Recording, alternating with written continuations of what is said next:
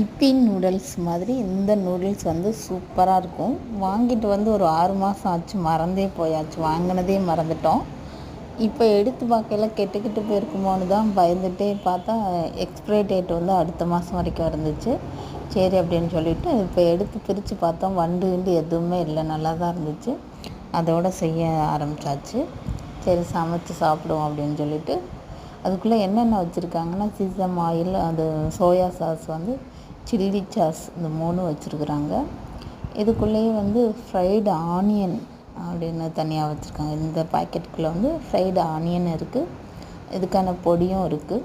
இதை நான் போட்டு ஒரு வாட்டி செஞ்சு பார்த்தேன், அது வந்து காரமாக இருந்துச்சு. அதனால் இது இல்லாமல் முட்டை இதெல்லாம் ஃப்ரை பண்ணி நம்ம ஸ்டைலில் செஞ்சு சாப்பிட்லாம் அப்படின்னு முடிவு பண்ணியாச்சு. யாருக்கெல்லாம் இந்த நூடுல்ஸ் பிடிக்கும் அப்படிங்கிறத கமெண்ட்ஸில் சொல்லுங்கள். ரொம்ப சூப்பராக சுவையாக இருந்துச்சு. நம்ம ஊர் ஸ்டைலில் நம்ம பண்ணுற மாதிரி செஞ்சு சாப்பிட்டாச்சு. செம்ம டேஸ்ட்டாக இருந்தது. இது வந்து ஃபஸ்ட் டைம் எனக்கு சாப்பிடவே தெரியல, இப்போ நல்லாவே சாப்பிட